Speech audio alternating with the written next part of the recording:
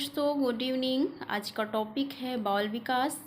इसमें 20 क्वेश्चन लाए हैं। इधर 2-3 क्वेश्चन वन लाइनर है, फिर ऑप्शनल क्वेश्चन आपको मिलेंगे।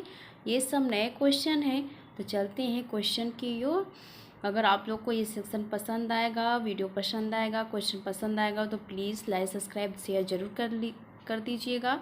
इसमें सभी इंपॉर्टेंट क्वेश्चन है और नए भी क्वेश्चन आपको देखने को मिलेगा। चलते हैं अपने टॉपिक की ओर, क्वेश्चन की ओर। पहला क्वेश्चन है कि सिफिलिस या गोनेरिया क्या है। तो सिफिलिस या गोनेरिया क्या है, तो इसमें कहा गया है कि इनके कारण बालक में अंधापन, बहरापन, मानसिक दुर्बलता या अन्य कोई क्रियात्मक विकार उत्पन्न हो सकती हैं। गर्भावस्था के दौरान माता को होने वाले रोगों से भी गर्भस्थ शिशु प्रभावित होता है। बताया गया है कि जो गर्भावस्था के दौरान माताएं हैं, अगर उनको कोई रोग हुआ है तो जो गर्भस्थ शिशु है वो भी उस रोग से प्रभावित हो जाएगा। तो अगर रोग से प्रभावित हो रहा है तो उसके अंदर अगर अंधापन, बहरापन, मानसिक दुर्बलता या अन्य कोई क्रियात्मक विकार देखने को उत्पन्न हो रहा है या देखने को मिल रहा है तो वह क्या है, सिफिलिस या गोनेरिया के अंतर्गत आता है। आगे नेक्स्ट क्वेश्चन की ओर चलते हैं। एरिथ्रोब्लास्ट नामक रोग क्या है।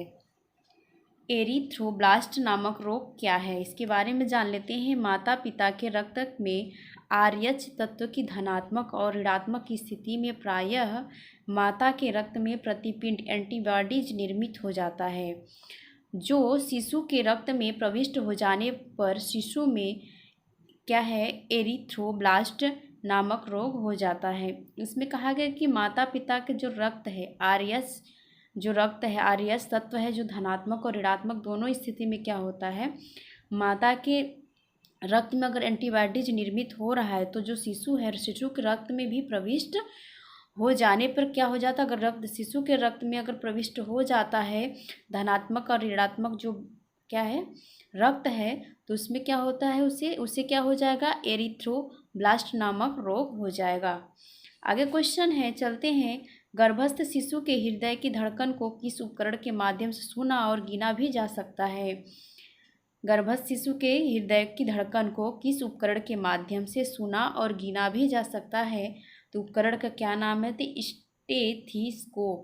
स्टेथीस्कोप नाम है उपकरण का।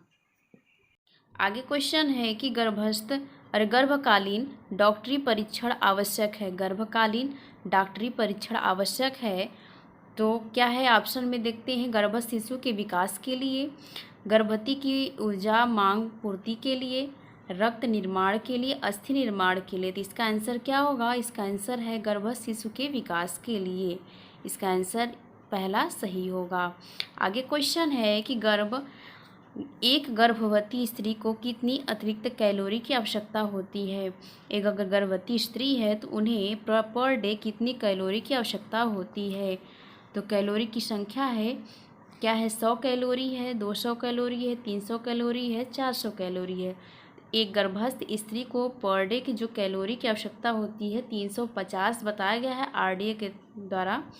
आरडीए 2010 में बताया गया है, सन 2010 में बताया गया है, लेकिन इसमें ऑप्शन में क्या है कि 300 ही ऑप्शन है, तो हम 300 के ऑप्शन पे जा सकते हैं। तो 300 जो कैलोरी है, 300 कैलोरी जो गर्भवती स्त्री उन्हें पर डे क्या है, 300 कैलोरी लेना आवश्यक है। इसका आंसर सी सही होगा। आगे क्वेश्चन की ओर चलते हैं।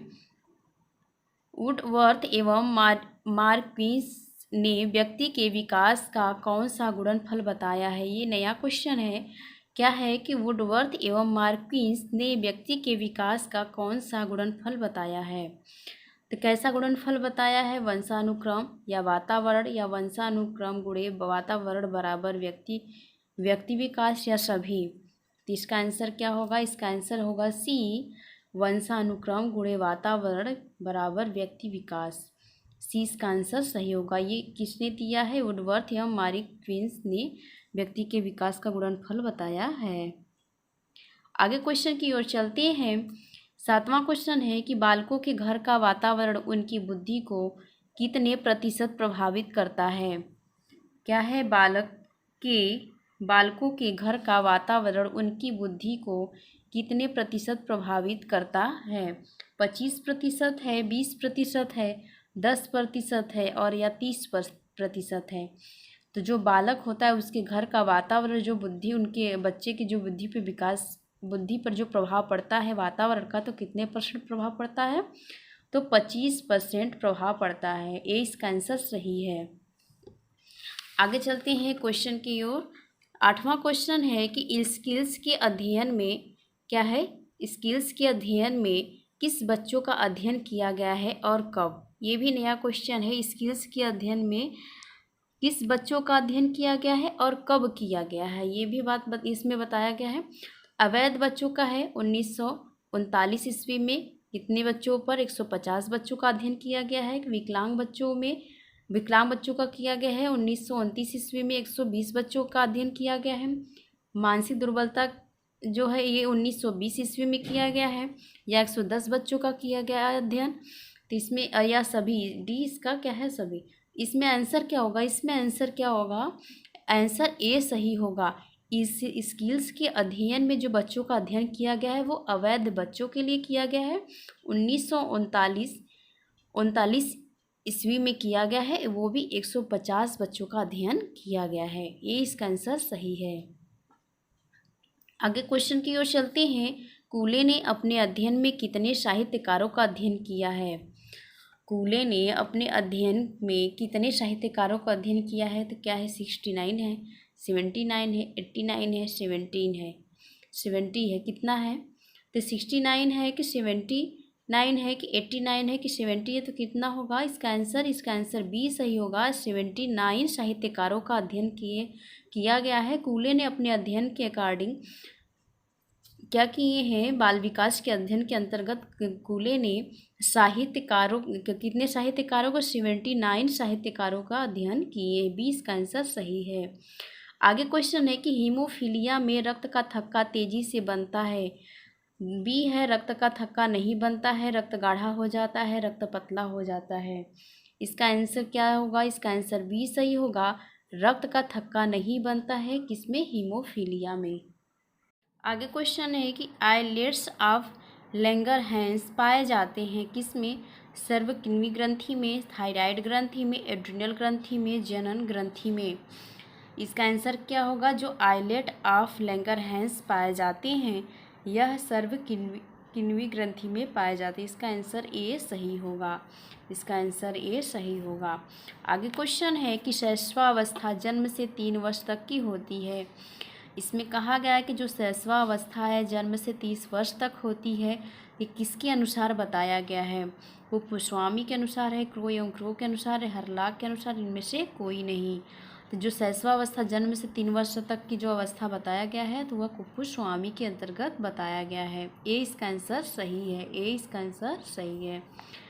आगे क्वेश्चन की ओर चलते हैं। आहार नाल काटने के बाद का समय क्या कहलाता है? ये पीरियड ऑफ नियोनेट का जो समय है वो क्या होता है? जन्म से 30 मिनट तक, जन्म से 20 मिनट तक, या जन्म से 40 मिनट तक, या सभी? तो इसका आंसर क्या होगा? इसका आंसर ए सही होगा। जो पीरियड ऑफ नियोनेट कहलाता है जन्म से 30 मिनट तक का जो समय होता है वह आहार नाल काटने के बाद का समय पीरियड ऑफ नियोनेट के अंतर्गत आता है, जन्म से 30 मिनट तक का समय। आगे क्वेश्चन है यवनोत्सुक की अवस्था क्या है? यवनोत्सुक की अवस्था क्या है? तो अवस्था में ये इसमें ईयर बताया गया तो कितने से कितने वर्ष तक माना गया है? तो 6 से 12 वर्ष तक, 7 से 12 वर्ष तक, 8 से 13 वर्ष तक, 5 से 14 वर्ष तक। तो क्या है यौनोत्सुक की अवस्था जो क्या है? तो इसमें यौनोत्सुक की अवस्था के अंतर्गत जो वर्ष माना गया है 6 से 12 वर्ष माना गया। ये इसका आंसर सही है। क्वेश्चन है कि पूर्व बाल्यावस्था में बालक के मस्तिष्क का विकास कितने प्रतिशत हो जाता है? क्या है? पूर्व बाल्यावस्था में बालक के मस्तिष्क का विकास कितने प्रतिशत तक हो जाता है? 50% तक, 75% तक, 55% तक, 60% तक। तो इसका आंसर क्या होगा? इसका आंसर 20 सही होगा, 75% तक। 20 का आंसर सही होगा। आगे क्वेश्चन है पूर्व बाल्यावस्था को और किस नाम से जाना जाता है? जिज्ञासा की अवस्था, पूर्वशालेय की अवस्था, स्कूल पूर्व की अवस्था और यहाँ पे डी में दिया है ए बी सी सभी, ये तीनों को माना गया है। तो क्या होगा इसका आंसर डी सही होगा। ए बी सी तीनों क्या है, पूर्व बाल्यावस्था को इन सभी नामों से जाना जाता है। आगे क्वेश्चन है कि मनोवैज्ञानिक ने खोजी उम्र किस अवस्था को कहा है। मनोवैज्ञानिक ने खोजी उम्र किस अवस्था को कहा है, बाल्यावस्था को, किशोरावस्था को, पूर्व बाल्यावस्था को, उत्तर बाल्यावस्था को। तो इसका आंसर क्या होगा, इसका आंसर बी सही होगा। पूर्व बाल्यावस्था को क्या कहा गया है, खोजी उम्र के नाम से जाना जाता है। मनोवैज्ञानिक ने कहा है कि जो खोजी उम्र होता है बच्चों का, वह किस अवस्था में होता है, तो पूर्व बाल्यावस्था के अंतर्गत माना गया है। आगे क्वेश्चन है कि किशोरावस्था शब्द अंग्रेजी भाषा के एडोलेंसेस शब्द का हिंदी रूपांतरण है, इसकी उत्पत्ति किस भाषा से हुई है। जो किशोरावस्था इसका अंग्रेजी भाषा एडोलेंसेस शब्द से बना है, इसका हिंदी रूपांतरण है, लेकिन ये इसकी उत्पत्ति कहाँ से हुई है इसके बारे में देख। लैटिन भाषा से है, जर्मनी भाषा से, संस्कृत भाषा से या हिंदी भाषा से। इसका आंसर क्या होगा, इसका आंसर ए सही होगा, लैटिन भाषा से। आगे क्वेश्चन है कि किशोर अवस्था को कितने खंडों में बांटा गया है। किशोर अवस्था कितने खंडों में बांटा गया है, 2 खंडों में, 4 खंडों में, 6 खंडों में या 1 खंडों में। तो इसका आंसर क्या होगा, किशोरावस्था के 2 खंडों में बांटा गया है। कौन सा सही होगा, ए सही होगा। कौन कौन सा है, आरंभिक किशोरावस्था है, ईयरली एडोलेंसेस, और क्या है उत्तर किशोरावस्था, लेट एडोलेंसेस। यही दोनों क्या है अवस्थाओं को इन दोनों खंडों में बांटा गया है। आगे क्वेश्चन है 20वां का है, टीन अवस्था कितने वर्ष तक की मानी गई है। जो टीन एज होती है, एडोलेंसेस की जो अवस्था किशोरावस्था होती है, उसी को टीन एज के अंतर्गत माना गया। टीन एज किशोरावस्था को ही कहा जाता है। इसमें कौन सा उम्र माना गया है, 12 से 15 वर्ष, 13 से 18 वर्ष, 11 से 17 वर्ष, 14 से 20 वर्ष। तो इसका आंसर क्या होगा, इसका आंसर बी सही होगा, 13 से 18 वर्ष माना गया है। टीन अवस्था का जो वर्ष है क्या है, ये 13 से 18 वर्ष माना गया है। आई होप आप लोग को ये वीडियो ज़रूर पसंद आएगा। तो आज के लिए इतना ही। यहाँ पे हमने 20 क्वेश्चन पूरा कंप्लीट करा दिया है और हमको 2-3 दिन लगेगा। 2-3 दिन में हम ये पूरा चाइल्ड डेवलपमेंट कवर कर लेंगे। डेली हम नए नए क्वेश्चन लाते रहेंगे और इसको हम कवर कर लेंगे। चाइल्ड डेवलपमेंट के बाद फिर हम टेक्सटाइल पे चलेंगे। तो आज के लिए ही इतना ही। अगर आप लोग को ये वीडियो पसंद आए तो प्लीज़ लाइक, सब्सक्राइब, शेयर ज़रूर कीजिएगा। अगर कोई मिस्टेक होगा तो मुझे कमेंट बॉक्स में कमेंट करके कमेंट सेक्शन में ज़रूर बताइएगा। आज के लिए इतना ही। Thanks for watching.